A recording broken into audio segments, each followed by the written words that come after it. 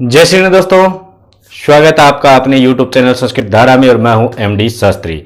और आज हम फिर से अपना जो मॉडल पेपर है वो लेकर के आए हैं। आज वाला जो मॉडल पेपर है उसके अंदर मैं बता दूं आपको, अलग अलग शब्दों का प्रयोग करेंगे, अलग अलग जैसे छंद अलंकार, ये जो सभी है मिक्स में हम पढ़ेंगे यहाँ पर, जिसमें हम सभी प्रश्नों को धीरे धीरे पढ़ते जा रहे हैं। मैं अलग अलग मॉडल पेपर को लेकर के आ रहा हूँ कि कोई 2015 का, कोई 11 का, कोई 10 का, कोई 9 का, कोई 3 का, कोई 4 का, इस प्रकार जितने भी मॉडल पेपर मेरे को मिलते जा रहे हैं मैं उन सभी को आपके सामने लेकर के आ रहा हूँ, जिससे क्या है कि आप सभी उन प्रश्नों को देख सको। और बहुत सारे ऐसे भी प्रश्न होते हैं जो हमें किताब के अंदर नहीं मिल पाते, पुस्तक जो पढ़ते हैं उसके अंदर नहीं मिल पाते, लेकिन वो मॉडल पेपर में हमें मिल जाते हैं कई बार।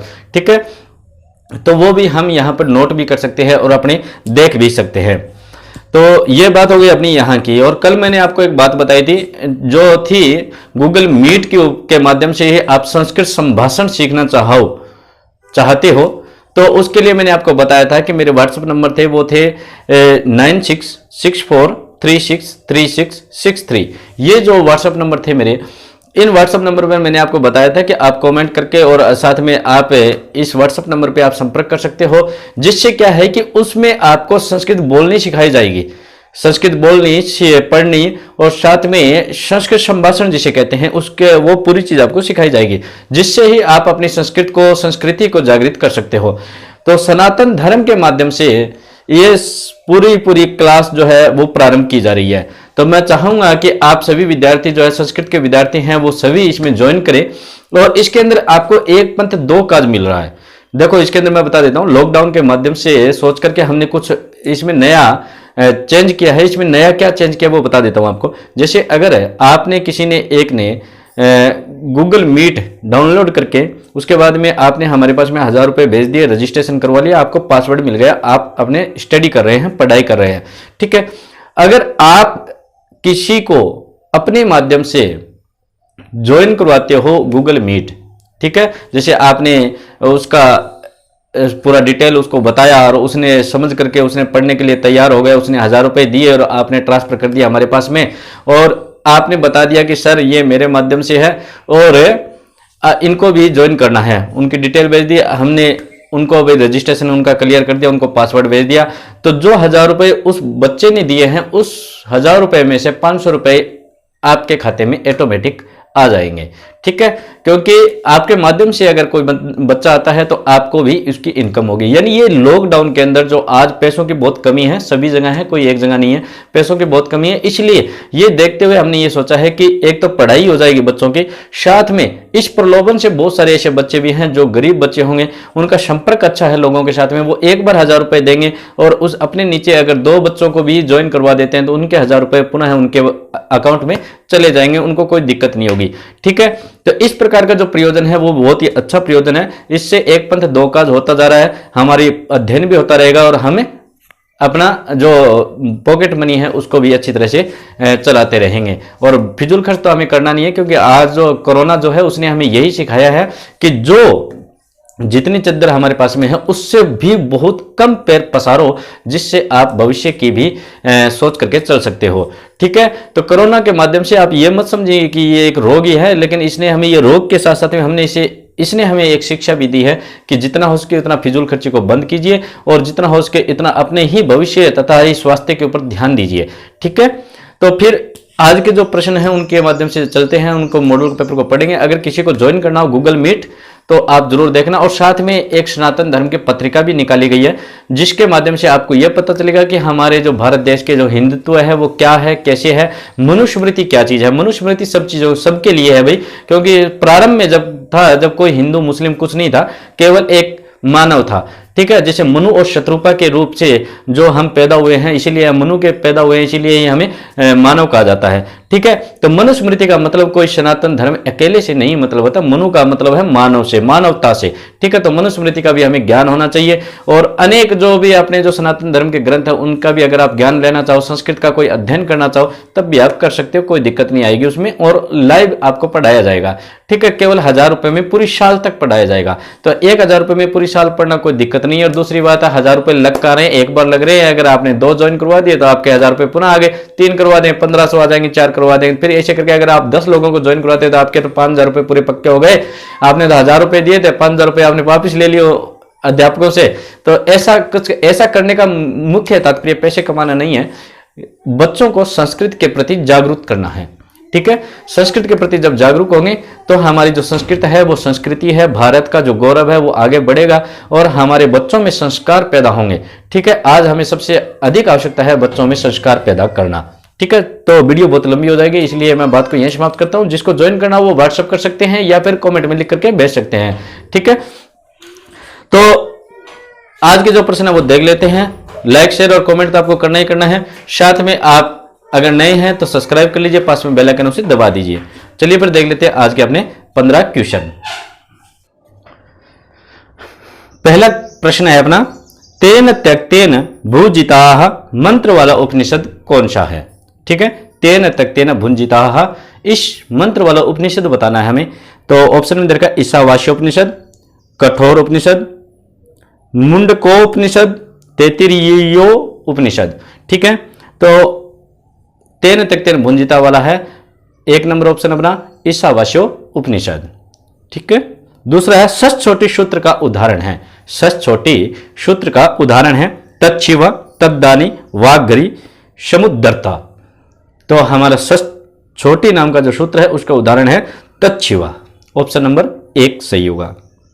फिर है क्री धातु लूट लकार प्रथम पुरुष बहुवचन का रूप है। दोबारा सुन लेना, क्री धातु लूट लकार प्रथम पुरुष बहुवचन का रूप है। ऑप्शन में है अकाशुः, कर्तारः, चक्रुः, कुर्युः। तो इसमें क्या आएगा? कर्तारः। ऑप्शन नंबर हमारा 2 जो है वो सही हो जाएगा, कर्तारः। ठीक है, फिर है क्री धातु लूट लकार, ये तो हो गया हमारा, नीचे वाला देखते श्री हर्ष द्वारा रचित महाकाव्य नैषद रचित या चरित, नैषिद्ध चरित में कितने सर्ग हैं? नैषिद्ध चरित जिसे कह देते हैं हम, श्री हर्ष द्वारा रचित महाकाव्य नैषिद्ध चरित जो महाकाव्य है उसमें सर्ग कितने हैं ये बताने हैं। ऑप्शन में दरकार 18 सर्ग, 17 सर्ग, 20 सर्ग और 22 सर्ग। तो हमेशा याद रखना जो नैषिद्ध चरित है उसके अंदर 22 सर्ग है। तो ऑप्शन नंबर हमारा 4 सही हो जाएगा, 22 सर्ग। दरिद्र चारुदत्त, बालचरित, दूत घटोत्कच, ये सभी रूपक इनके द्वारा लिखित है। ठीक है, ये पूछा किनके द्वारा लिखित है, कौन कौन से? दरिद्र, चारुदत्त, बालचरित, दूत घटोत्कच जिसे कह देते हो आप, घटोत्कच। ठीक है, ये सभी रूपक जो है किनके द्वारा रचित है? पूछा है भास, भवभूति, शूद्रक, भट्ट नारायण। तो ये सभी जो रचित है ये भास जी के द्वारा रचित है। तो कवि भास जो थे उनके द्वारा रचित है। तो ऑप्शन नंबर हमारा 1 सही हो जाएगा। फिर है वाल्मीकि रामायण में किस रास की प्रधानता है? वाल्मीकि रामायण में किस रास की प्रधानता है? शांत, करुण, भक्ति, श्रृंगार। तो रामचरितमानस जो है या भगवान श्री राम की जो लीला है उसके अंदर केवल और केवल करुणा है। ठीक है, तो करुणा की प्रधानता उसमें बताई गई है। तो ऑप्शन नंबर हमारा 2 सही हो जाएगा। ठीक है, फिर बाद में है षटकम, त्रोटकम व गोष्ठी किसके भेद है? षटकम, त्रोटकम व गोष्ठी किसके भेद हैं? ऑप्शन में दे रखा है रूपक के, उपरूपक के, महाकाव्य के या महाभारत के पात्रों के। ठीक है, तो हमें बताना है कि ये किसके क्या है भेद है। तो उपरूपक के ये सभी भेद है। तो हमारा ऑप्शन नंबर 2 सही हो जाएगा। फिर है गौरी, अतिकेशी, चंद्रमुखी इत्यादि पर किस प्रत्यय के उदाहरण हैं? फिर सुन लेना, गौरी, अतिकेशी, चंद्रमुखी इत्यादि पद किस प्रत्यय के उदाहरण हैं? गीस, गिंपू, गीन, डक। तो गौरी, अतिकेशी, चंद्रमुखी ये क्या है कि बड़ी ई की मात्रा है। तो ये तो हमें पता चल गया कि स्त्रीलिंग है। स्त्रीलिंग में ये गीस के उदाहरण हैं। तो ऑप्शन नंबर 1 हमारा सही हो जाएगा। पुरुषस्भ पद में समास का सही विकल्प छांटिए। पुरुष ऋषभा जिसे कह सकते हैं, संधि विच्छेद करेंगे तो पुरुष ऋषभा। पद में या पुरुषु ऋषभा पद में समास का सही विकल्प बताइए। तो कहता है उपमानोत्तर पद कर्मधारय समास, अवधारणा पूर्वद कर्मधारय समास, उपमानोपमेय कर्मधारय समास, विशेषण विशेष्य कर्मधारय समास। ये तो निश्चित हो गया कि इसमें कर्मधारय है, लेकिन कौन सा है वो बताना है हमें। तो इसने दोबारा एक बार प्रश्न देख लेते हैं। पुरुष पुरुषभा, पुरुष ऋषभा जिसे कह सकते हैं। तो यहां पर हमें क्या बताया, उपमान और उपमेय के बारे में बताया है। तो हमारा ऑप्शन नंबर 3 सही हो जाएगा। उपमानोपमेय कर्मधारय समास इसमें है। ठीक है, फिर आगे है मनसी वत्सी काय पुण्य पीयूषा पूर्णा। दोबारा सुन लेना पंक्ति को, क्या कहता है, मनसी वत्सी काय पुण्य पीयूषा पूर्णा। पंक्ति किस छंद की ओर इंकित है, किस छंद की ओर संकेत करती है? उपजाति, शिखरणी, मालिनी, आर्या। ठीक है, तो इसमें एक बार हम वर्ण भी गिन करके देख लेते हैं। 1 2 3 4 5 6 7 8 9 10 11 12 13 14 और 15। 15 हमेशा किस में आते हैं? मालिनी छंद में आते हैं। तो हमारा ऑप्शन नंबर 3 सही हो जाएगा, मालिनी। ठीक है, अलंकार संप्रदाय के प्रवर्तक आचार्य कौन है? कौन सा? अलंकार संप्रदाय के प्रवर्तक आचार्य कौन हैं? जगन्नाथ, विश्वनाथ, क्षेमेंद्र या भामह।